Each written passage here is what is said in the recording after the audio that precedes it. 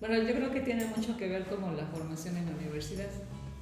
Yo recuerdo que cuando estudié la licenciatura, lo que yo escuché de psicoanálisis, pues fue cuando hablaban de las teorías o las escuelas de psicología, y generalmente te muestran que Freud es como el padre de la psicología, que de ahí después yo aprendí que no es así, ¿no? Que, bueno, él es el creador del psicoanálisis.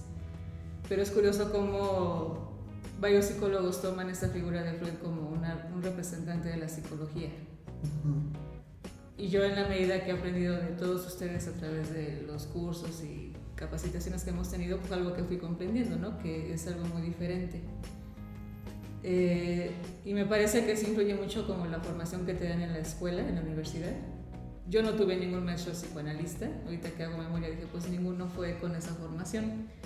Y la psicóloga que hablaba de eso, pues bueno, fue dentro de teorías de la personalidad, dentro de psicopatología tal vez, ¿no? La cuestión de la psicodinámica, por ejemplo. Ajá. Cuando nos explicaban sobre el superego y esta división que hace Freud, ¿no? Pero siempre hay como una postura de decirte que el psicoanálisis es como muy complicado, y hay como un prejuicio de relacionarlo casi siempre con aspectos sexuales, ¿no? O sea, como que Freud únicamente va a hablar de esto. Entonces, en aquel momento, cuando yo estudiaba, bueno, pues escuché lo que tenía que escuchar el psicoanálisis, y años después, muchos años después, fue como me interesé. En donde yo trabajo, pues bueno, estaba un amigo también, Luis Ernesto Carvajal, o sea, éramos compañeros de área en adicciones. Ah, sí, ¿por qué trabajó? Bueno, en adicciones él estuvo en adicciones, yo en psicosocial, y luego coincidimos en psicosocial, que es un área ahí para atender a adultos con problemas emocionales. Y entonces él como que tuvo una parte importante para que yo me interesara conforme yo platicaba con él.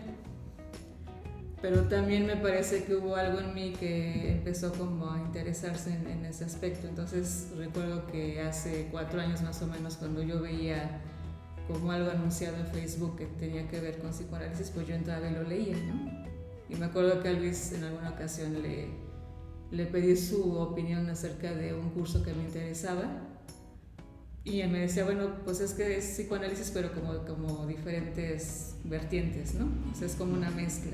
Y pues no sé qué tanto te vaya a interesar o te vaya a servir.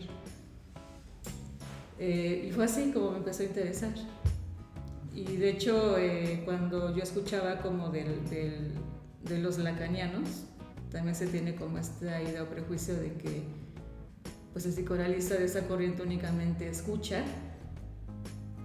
y no tiene otra intervención. Y en aquel momento yo me preguntaba, bueno, entonces ¿cuál es el impacto terapéutico de nada más escuchar, ¿no? Porque la formación que yo he tenido, sobre todo, pues ha sido cognitivo-conductual, pues donde es un esquema totalmente diferente. Más directivo. Mucho más directivo, de dejar tareas al paciente, que el paciente llene registros, ¿no? Que hay un objetivo, sobre todo, de que el síntoma o el padecimiento se pueda extinguir o pueda tener como un cambio. Y yo sí me preguntaba, bueno, ¿cómo con eso el hecho de escuchar puede esto impactar en alguien? Pero en la medida que yo he ido como escuchándolos a ustedes y leyendo algunas cosas, bueno, ahora entiendo como la postura, ¿no?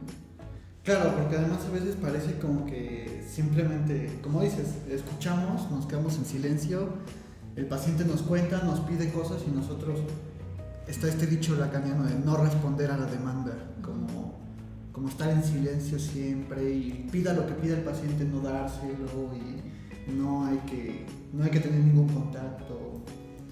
Y yo creo que esa es una malinterpretación muy fuerte que está presente en la formación de algunas personas que se están dedicando al psicoanálisis, y que pues tiene que ver con esta idea de pensar que no responder a la demanda significa guardar silencio, cuando en realidad lo que está diciendo Lacan es: puedes hablar, pero el problema es de qué manera estás tomando esa demanda, o cómo estás tomando lo que se te demanda, qué haces con esa demanda, incluso si estás hablando o si estás en silencio, que también influye. Yo me acuerdo que cuando yo empecé la carrera de psicología, igualito, así, creo que incluso yo lo viví con más rechazo, O sea, en la carrera donde yo estudié había más rechazo porque, o al menos esa es mi impresión, porque desde el inicio se nos marcó, desde la primera materia, llevabas tu librito de psicología general y había 2 páginas dedicadas a Freud, como 2 páginas nada más, como si no hubiera escrito 24 tomos o algo así. Y me llamaba mucho la atención que pues eran 2 páginas en donde se hablaba como de una síntesis de sus teorías, de lo psicosexual y de esta cuestión del yo, ello, super yo. Y siempre los maestros como que nos hacían este énfasis de es el padre de la psicología con quien comenzó todo, pero pues después fue superado, ya ahora es obsoleto, ahora es pseudocientífico, entonces no lo escuchen, no nada. Entonces claro, cuando yo llevé ese libro de psicología general, pues te dicen, sí, la etapa anal, el niño extrae placer a través del ano. Y decía, ¿qué? O sea, como que suena loco, ¿no? En aquel momento. ¿Qué está diciendo este hombre? Y sí, creo que no culpo a la gente de tener esos prejuicios, porque creo que, como dices, influye mucho la formación que se tiene en la universidad. Ya es algo que había hablado con José Pedro en alguno de otros episodios. Pero sí creo que también hay una responsabilidad de decir, o sea, yo al menos sí dije, espérate, a lo mejor esto que me están diciendo es falso. Vamos a leer qué es lo que en verdad está diciendo, si en verdad lo está diciendo él así. Y por ahí de 5º semestre leí estudios sobre la histeria, en una edición así súper patito y todo. Pero la leí y no entendí nada, así, nada. Y después tuve este encuentro con el doctor Luis Ernesto Carvajal, que me dio clases. Entonces él empezó a hablar del psicoanálisis de otra forma totalmente distinta y que empezó a contactar incluso de manera afectiva conmigo. O sea, yo sentía una conexión ahí afectiva también. Y pues me fui dando cuenta que el psicoanálisis era otra cosa. Y hasta por cierto momento tenía como este enojo con los psicólogos, como, pero ¿por qué decían esto? ¿Por qué lo ven así? ¿No? ¿Por qué lo ven como que todo es sexo? O que todo...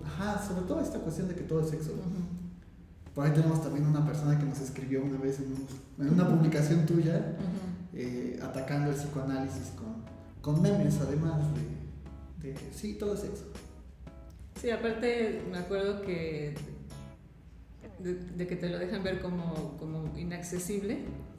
También en aquella época donde yo estudiaba decían, es que es muy caro, ¿no? Si tú quieres ir a psicoanálisis te va a salir muy caro porque es una cuestión elitista, tanto en el poder adquisitivo como también me acuerdo que planteaban, es que no cualquiera lo puede vivir, ¿no? O sea, tiene que ser personas de cierto nivel intelectual, cultural, económico para que puedas como tener acceso a eso. Entonces, bueno, ya con el tiempo pues yo fui entendiendo que son prejuicios que se tienen. Y es como en todo, ¿no? O sea, puede haber psicólogos puede haber 2 psicólogos que manejan la misma teoría o técnicas y uno te puede cobrar a lo mejor $1,000 la sesión y puedes encontrar otro que te cobre 300. Sí. Pero bueno, en aquel momento había como una imagen de que los psicoanalistas van a cobrar caro y es mucho tiempo, ¿no? O sea, me acuerdo que también decían, es un proceso muy largo donde si tú tienes una problemática que te interesa resolver ahorita, pues va a ser como imposible, ¿no? Porque vas a estar mucho tiempo en psicoanálisis, va a ser muy caro y quién sabe si te sirva, porque es para ciertas personas. Ahora entiendo, bueno, que la escucha, pues bueno, cualquiera podemos accesar, ¿no?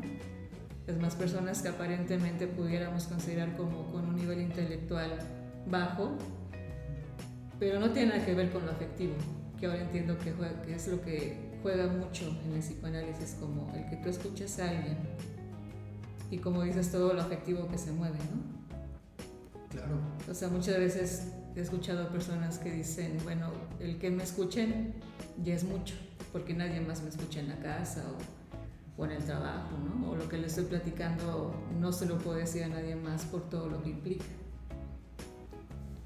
Sí, qué interesante lo que dices, porque yo también me he topado con ese prejuicio de que cobramos súper caro. Y yo digo, ojalá, ¿no? Ojalá se pagara así, ¿no? Ojalá se pagara así y efectivamente la gente lo pagara así. Y lo cierto también es que te llega gente de todo. O sea, hay una diversidad muy, muy fuerte de gente que te llega. Incluso yo he pensado que más en otras corrientes terapéuticas, o sea, creo que se cobra más incluso a veces. O sea, yo he conocido psicólogos y psicólogas cognitivo-conductual y sistémicos que cobran 800 pesos la sesión.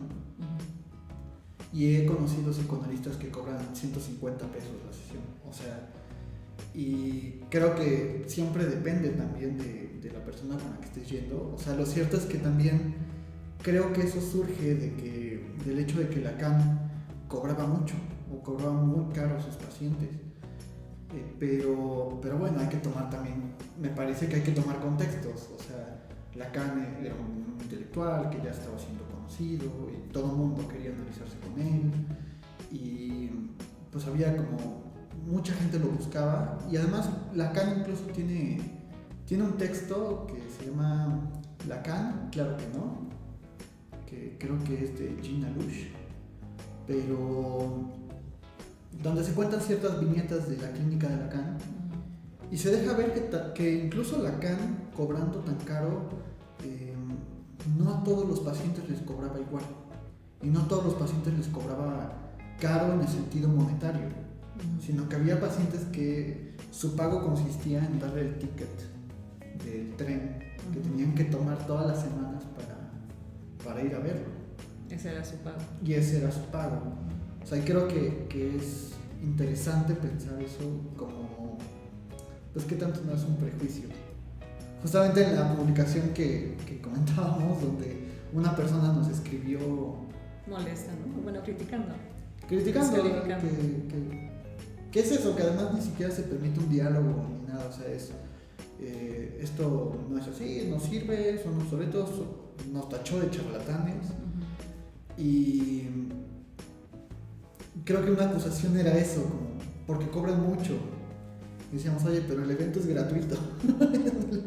Sí, me acuerdo que dijo, cobran mucho y no sirve, ¿no? Como que no hay garantías o cosas así. Como que, y eso es interesante, no hay garantías. O sea, ¿qué está esperando?